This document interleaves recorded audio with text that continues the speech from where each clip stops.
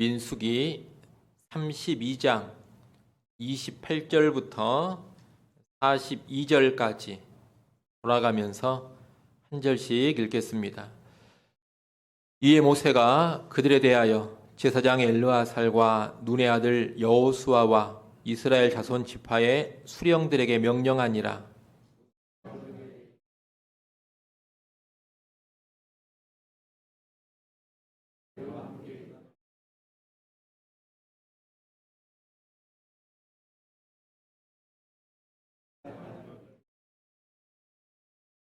그러나 만일 그들이 너희와 함께 무장하고 건너지 아니하면 그들은 가나안 땅에서 너희와 함께 땅을 소유할 것이니라.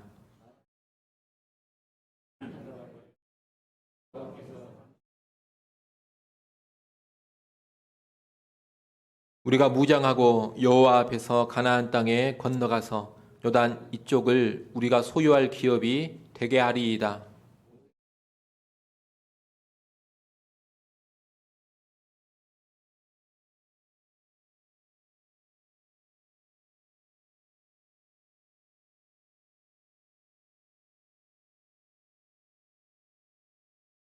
갓 자손은 디본과 아다롯과 아로엘과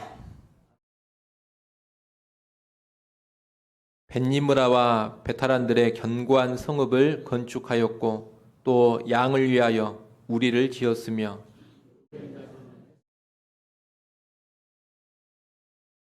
느보와 바알무온들을 건축하였고 그 이름을 바꾸었고 또 신마를 건축하고 건축한 성읍들의 새 이름을 주었고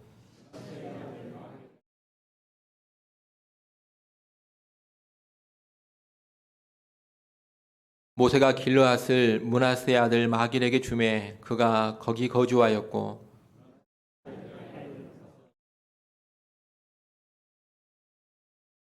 같이 봅니다.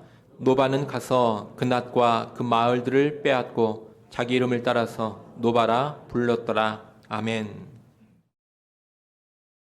우리가 지난 시간에 본 것처럼 르우벤 지파와 갓 지파는 요단 동편의 땅을 기업으로 달라고 요구를 했습니다. 이 요구는 본질적으로 바람직하지 않은 요구입니다. 자기 지파의 물질적인 이익을 우선적으로 추구하는 요구였고 가나안 땅 정복의 동기력을 앗아갈 수 있는 요구였기 때문입니다. 그래서 모세는 처음에 이들을 아주 엄히 꾸짖었습니다. 그러나 르우벤 지파, 갓 지파가 가나안 땅 정복 전쟁에 참여하고 정복 전쟁이 끝날 때까지 언제나 앞장서서 싸우기로 약속을 하자 모세는 그들의 요구를 수용합니다. 그들이 약속한 것을 지킨다는 전제하에 요단 동편 땅을 그들에게 주기로 한 것입니다. 일종의 협상을 통해 요단 동편 땅을 달라는 지파들의 요구가 수용되었다 하겠습니다. 모세는 르우벤 갓 지파와의 협상이 타결된 뒤에 대제사장 엘르아살과 그리고 여호수아 또 각 지파의 우두머리들에게 이 협상안을 실행할 것을 지시해야 합니다. 최종 확정되어서 공포한 협상안의 내용이 오늘 본문 29절 30절에 나옵니다. 르우벤 지파와 갓 지파가 요단강을 건너가서 가나안 땅을 정복할 때까지 앞장서 싸우면 요단 동편 땅, 길르앗 땅이라고 간단히 말하는데 그 땅을 기업으로 주고 그렇게 하지 않으면 요단 동편의 땅을 그들에게 주지 말고 요단 서편에서 너희와 함께 기업을 나누라 이런 지시입니다. 이 공포 앞에서 르우벤과 갓 지파는 이 협상한 대로 하겠다고 다시 한번 약조를 합니다. 31절, 32절이 바로 그 다시 한번 하는 약조의 모습입니다. 이후 르우벤 지파와 갓 지파는 요단 동편 지역에 그들의 거주지를 조성합니다.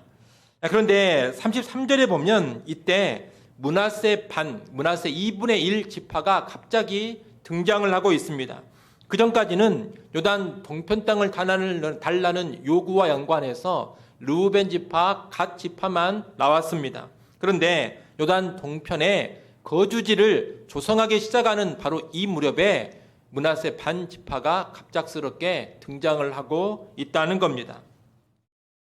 아마 르우벤 지파, 갓 지파의 요구가 있은 후에 므낫세 지파의 절반이 뒤늦게 그 요구를 같이 하면서 이 대열에 동참한 것으로 보여집니다. 그래서 결국 요단 동편 땅은 르우벤 지파, 갓 지파, 그리고 므낫세 2분의 1 지파, 이렇게 세 지파가 기업으로 받게 됩니다. 이 세 지파가 차지한 영역을 보면 므낫세 반 지파, 므낫세 2분의 1 지파는 요단 동편 지역의 가장 위쪽을 차지합니다. 그리고 요단 동편의 가운데 부분은 갓 지파가 차지합니다. 그리고 요단 동편 땅의 아랫부분은 르우벤 지파가 차지를 하게 됩니다. 이들 세 지파는 이렇게 요단 동편의 거주지를 조성해 갑니다. 34절부터 36절은 갓 지파가 건축한 성읍들입니다. 8개 성읍이 언급되고 있는데 이 성읍들은 훼손되거나 무너진 옛 성읍들을 재건한 것입니다. 그리고 37절, 38절은 르우벤 지파가 건축한 성읍들입니다. 6개 성읍이 나오는데 역시 황폐해지거나 무너진 성읍들을 르우벤 지파가 다시 재건을 한 겁니다. 그런데 여기서 우리가 주목해 볼 것이 하나 있습니다. 그것은 르우벤 지파가 성읍을 건축하고서 이름을 바꾸고 새 이름을 줬다는 겁니다. 37절, 38절 말씀을 여러분이 한번 읽어보십시오. 37절, 38절 말씀 읽습니다.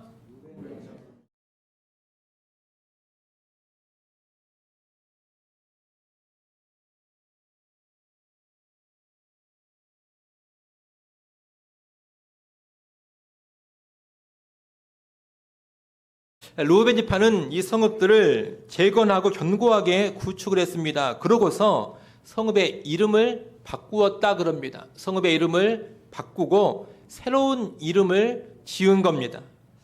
여러분, 이름이라는 것은 존재를 나타내는 상징성이 있는 겁니다. 일례로 38절에 느보라는 성읍이 나오는데 이 느보는 바벨론 지역에서 섬기는 우상의 이름입니다. 그 우상의 이름을 따라 성읍의 이름을 지은 겁니다. 이것은 이 성읍 사람들이 느보라는 우상을 열심히 섬겼다라는 것을 알려줍니다. 또 바알무온이라는 성읍도 나오는데 바알무온은 가나안의 주신인 바알신 숭배의 중심지입니다. 그래서 성읍 이름에 이렇게 바알을 집어넣어 지은 겁니다. 또 우상의 이름이 직접 들어가지는 않았더라도 이 성읍들은 하나님을 모르는 이방 민족의 정체성이 철저하게 반영되어 있는 성읍들입니다. 그래서 르우벤 지파는 이제 이름을 바꾸어 버린 겁니다. 이름을 바꾸고 새 이름을 지었습니다. 이렇게 이름을 바꾸고 새 이름을 준 것은 각종 우상 및 죄악된 문화를 떠나고 거룩한 백성답게, 하나님의 백성답게 살고자 하는 그들의 강한 의지, 강한 결단이 담겨져 있습니다. 다시 말하면 우리가 이제 이곳에서 여호와 하나님을 섬기고 여호와 하나님께 온전히 순종하며 살겠다, 그런 거룩한 결단이 이 이름의 변경에 담겨져 있다는 겁니다. 요즘에도 보면 예수님을 믿고 나서 이름을 바꾸는 사람들이 간혹 있습니다. 또 예수님을 믿고서 특별한 헌신을 결단한 후에 이름을 바꾸는 경우도 있습니다. 꼭 이름을 바꿀 필요는 없겠습니다만 좋은 동기, 좋은 결단의 마음에서 이름을 바꾼다면 우리가 굳이 부정적으로 볼 필요는 없겠습니다. 때로 자녀들을 낳고서 자녀들의 이름을 영적인 의미를 집어넣어가지고 짓기도 합니다. 아예 요셉이나 요한, 사무엘 이렇게 성경의 믿음의 사람들의 이름을 그대로 가져다가 자녀의 이름을 붙이기도 합니다.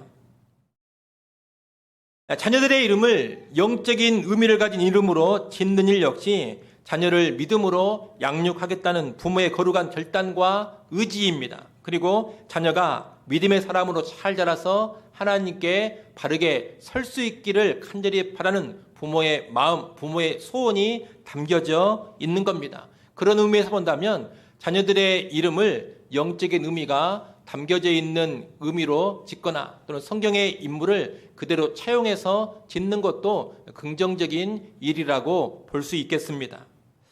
때로는 사업을 하는 사람들은 사업체의 이름을 영적인 의미를 담아서 짓기도 합니다. 카페를 차리면서 로덴 카페 이렇게 짓기도 합니다.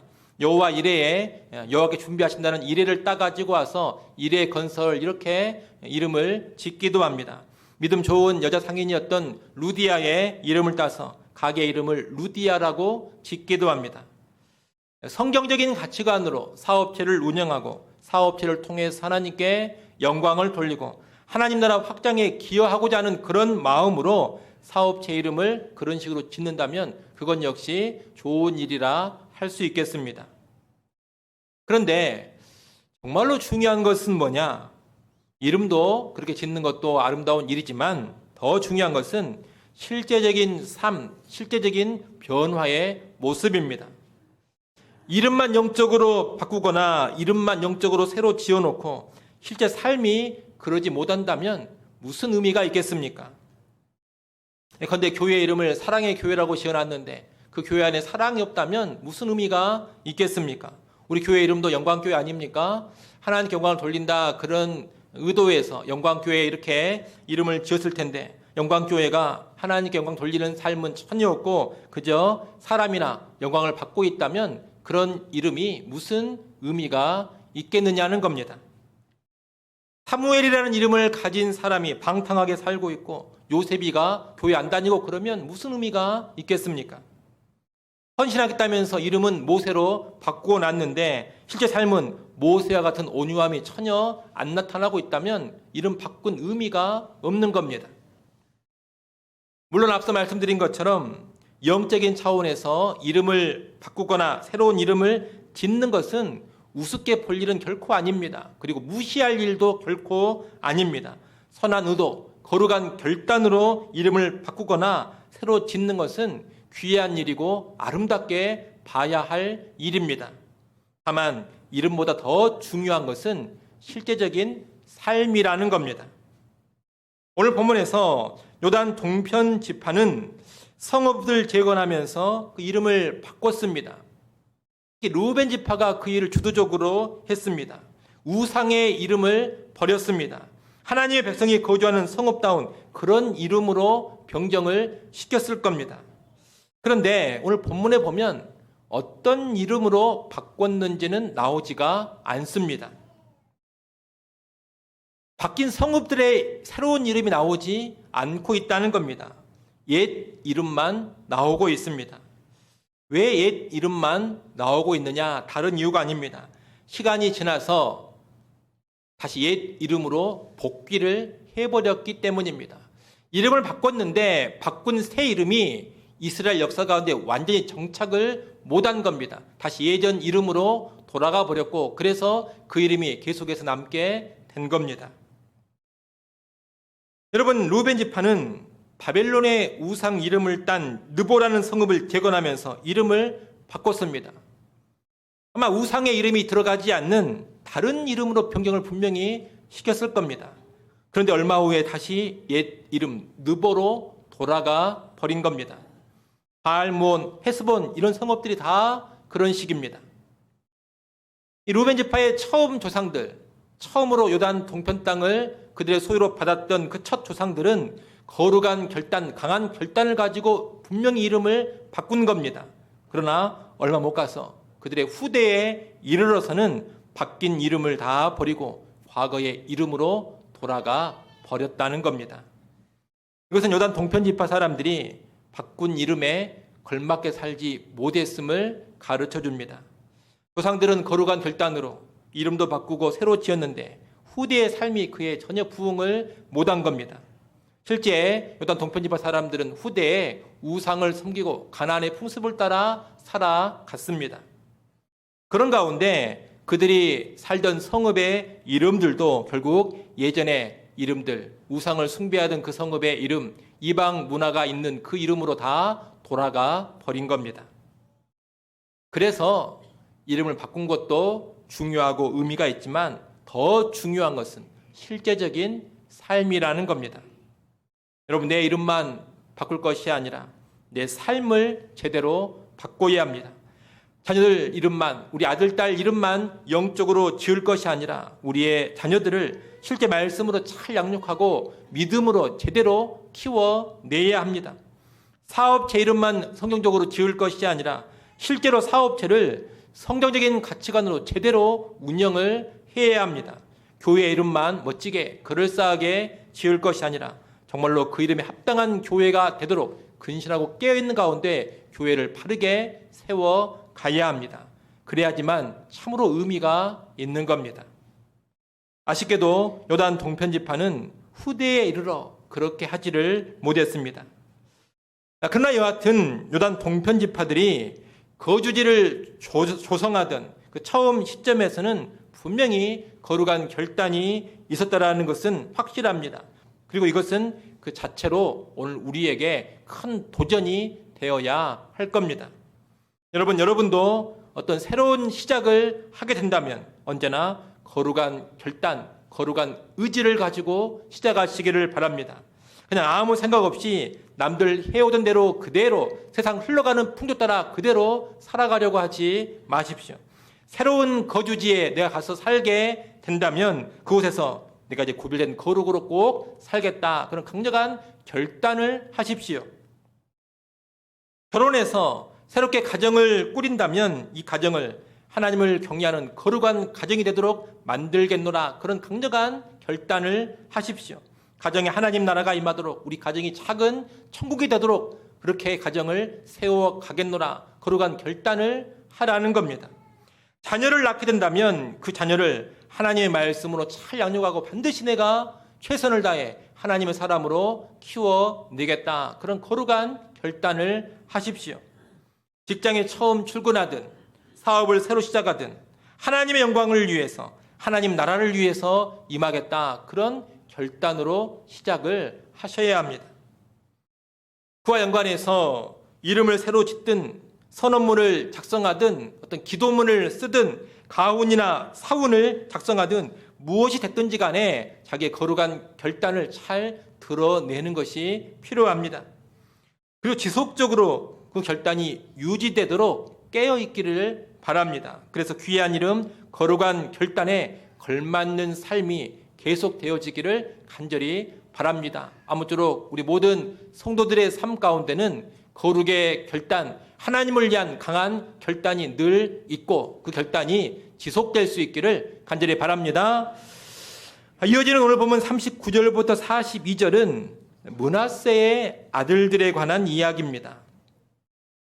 요단 동편 땅과 연관해서 처음에 르우벤 지파, 갓 지파만 등장을 했다고 말씀드렸습니다. 그러다 갑자기 므낫세 2분의 1 지파가 등장했습니다. 39절부터 42절은 이렇게 갑자기 등장한 므낫세 반 지파에 관해 설명을 좀 해주려는 의도로 기록된 것으로 보여집니다.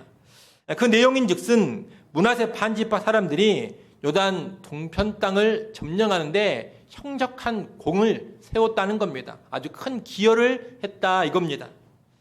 39절에 보면 므낫세의 아들 마길의 자손 마길의 집안은 길르앗을 쳐서 빼앗고 거기에 있는 아모리인을 쫓아냈다고 합니다. 40절에 보면 그래서 모세가 그 길르앗 땅을 마길에게 주었다고 합니다. 므낫세 지파 마길의 집안이 싸워서 얻은 동편 땅을 그 집안에 모세가 줬다는 겁니다. 41절, 42절은 므낫세 지파 마길 집안의 사람들이 싸운 구체적인 내용입니다. 41절에 보면 므낫세의 아들 야일이 가서 촌락들을 빼앗고 하봇 야일, 곧 야일의 촌락들로 불렀다고 합니다. 이 야일은 마길 집안의 사람인데 그가 많은 땅을 정복했다는 겁니다. 또 42절에 보면 노바가 나옵니다. 이 노바 역시 마길 집안의 사람입니다. 그 역시 그낫과 그 마을들을 빼앗고 자기 이름을 따서 노바라 불렀다고 말하고 있습니다. 이로보건대 므낫세 반 지파가 요단 동편 땅을 기업으로 요구해 받은 것은 아주 공격적인 그들의 삶을 통해 얻어낸 겁니다. 이런 본래 이 요단 동편 땅 대부분은 이스라엘 백성 전체가 함께 싸워서 얻은 땅입니다. 헤스보낭 시온과 바사랑 옥과 싸웠고 또 모압 인근의 미디안 족속과 싸우지 않았습니까? 그 싸움은 이스라엘 전 백성이 함께 동참해서 싸운 싸움이었다는 겁니다. 그런데 므낫세 반지파 사람들이 개별적으로 싸워서 획득한 요단 동편 땅이 있었다는 겁니다. 모세는 바로 그 땅을 므낫세 반지파에게 준 겁니다. 아마 므낫세 반지파는 자기들이 개별적으로 싸워 정복한 요단 동편 땅이 있었기 때문에 요단 동편 땅을 기업으로 달라는 르우벤 지파, 갓 지파의 요구를 듣고서 후에 합류한 것으로 보입니다. 우리도 여기에서 강력하게 싸워서 얻은 땅이 있으니 우리에게 동편 땅을 주십시오, 이렇게 요구한 것으로 생각이 된다는 겁니다. 우리는 이 므낫세 반지파 마길 집안의 공격적인 삶에 대해서 좀 주목해 볼 필요가 있습니다. 여러분, 사실 이 마길 집안이 굳이 그렇게까지 싸울 이유는 없었습니다. 아직 이 동편 땅을 자기들이 기업으로 분배받은 것도 아닙니다. 또 앞으로 이 땅을 분배받으리라는 확신이 있었던 것도 아닙니다. 하지만 그럼에도 불구하고 그들은 적극적으로 나아가서 아모리 족속을 치고 그 땅을 정복을 한 겁니다. 여러분, 전쟁이라는 것이 쉬운 일은 아니지 않습니까? 전쟁은 참으로 큰 수고와 희생이 수반되는 일입니다. 전쟁을 하면 누군가는 죽기 마련입니다. 아무리 승리를 했다 하더라도 적군만 죽겠습니까? 전쟁을 하면 큰 승리를 거두어도 대부분 우리 편도 죽기 마련입니다. 그래서 전쟁은 안 하는 것이 제일 편하고 좋은 겁니다. 그런데 이 마길 집안은 굳이 안 해도 되는 전쟁을 그 집안이 나서서 했다는 겁니다. 그래서 이들의 삶이 아주 공격적이다, 이렇게 말하는 겁니다. 그리고 이 공격적인 삶으로 인해서 요단 동편 땅을 기업으로 받은 겁니다. 우리는 바로 이 공격적인 삶, 적극적인 삶에 도전을 받아야 합니다. 우리는 영적 삶에 있어서나 하나님의 일, 하나님의 사역을 감당함에 있어서 소극적이면 안 됩니다. 영적인 삶에 있어서 그리고 하나님의 사역을 감당함에 있어서는 공격적인 태도가 필요합니다. 아주 적극적인 태도가 필요하다는 겁니다. 여러분, 일례로 전도명령, 선교명령만 보더라도 예수님께서 뭐라고 명령하십니까? 가만히 앉아서 오는 사람 기다려라, 그렇게 명령하시지 않았습니다. 뭐라고 명령하셨습니까? 가라, 이렇게 명령하시지 않았습니까? 가라, 그것도 땅 끝까지 가라, 아주 적극적이고 공격적인 명령을 주신 겁니다. 너희들 있는 곳에 가만히 있으면 땅 끝에서부터 사람들이 올 것이다, 이렇게 말씀하시지 않고 너희가 공격적으로 적극적으로 땅 끝까지 가라고 명령을 주셨다는 겁니다. 그러기에 하나님의 일, 하나님의 사역은 근본적으로 어떻게 감당을 하는 거냐? 공격적으로 감당을 하는 것이고 적극적으로 감당을 하는 겁니다.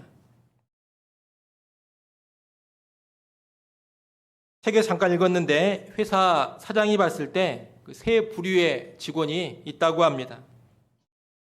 첫 번째 부류는 받는 월급만큼도 일을 안 하는 직원이 있다고 합니다.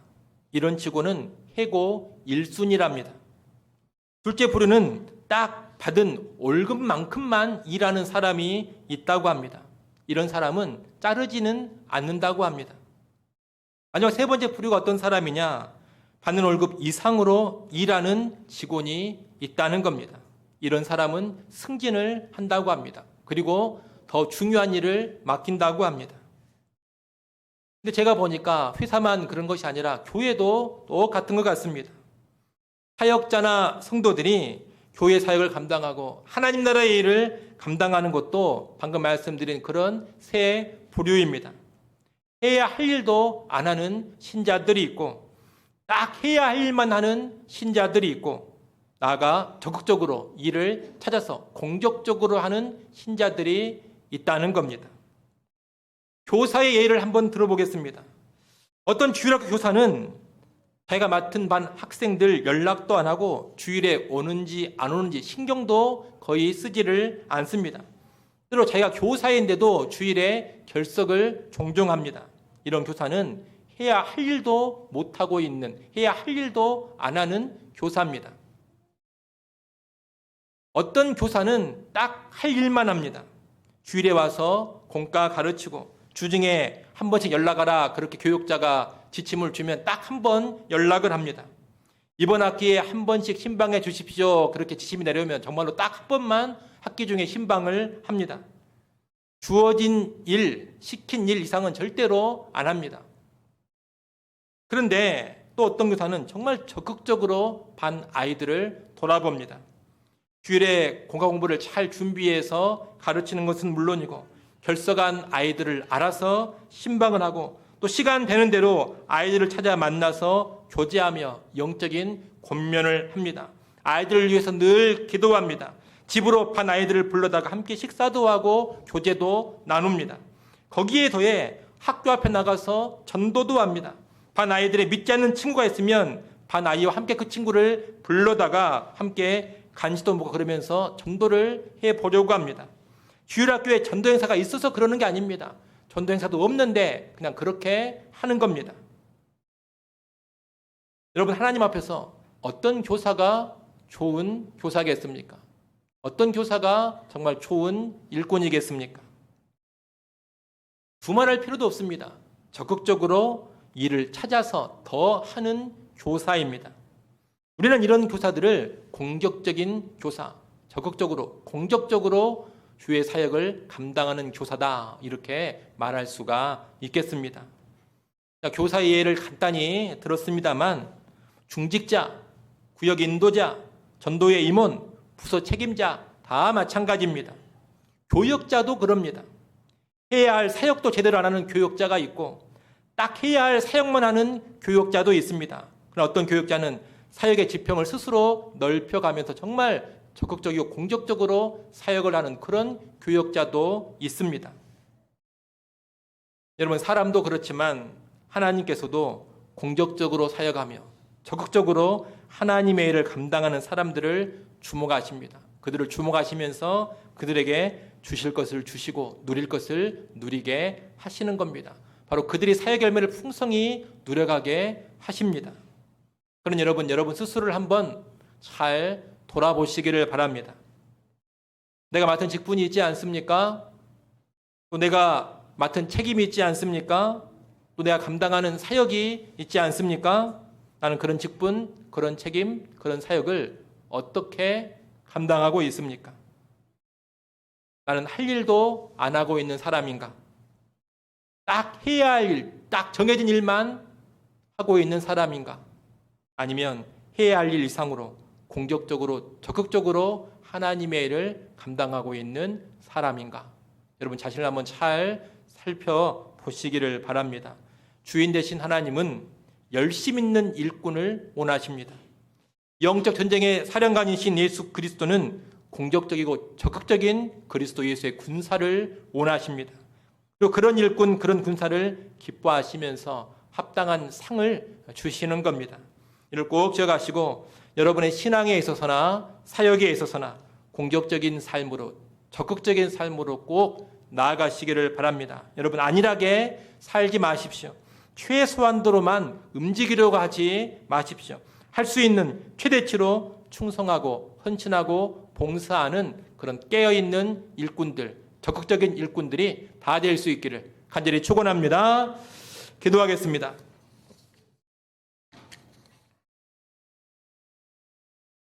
하나님 아버지,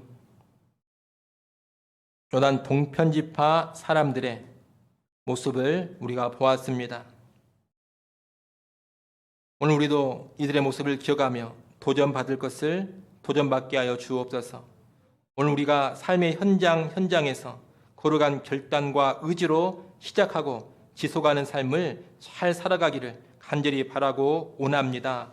그저 예전 모습 그대로 살아가지 않게 하시고 세태를 따라 살지 않게 하시고 하나님 앞에서 언제나 거룩한 결단을 하게 하시고 강력한 의지를 가지고 하나님 합당한 삶을 시작하고 지속해 가게 하여 주시옵소서. 또한 아버지 하나님 공격적이고 적극적으로 하나님의 일을 감당해 가기를 간절히 바라고 원합니다. 주께로부터 놀라운 은혜를 받았사오니 참으로 그 은혜 받은 것 합당하게 반응케 하시고 받은 은혜가 부끄럽지 아니하도록 늘 깨어 살아가게 하여 주옵소서. 주께서 보실 때 참으로 충성된 일꾼이 되게 하시고 열심 있는 일꾼이 되게 하여 주옵소서.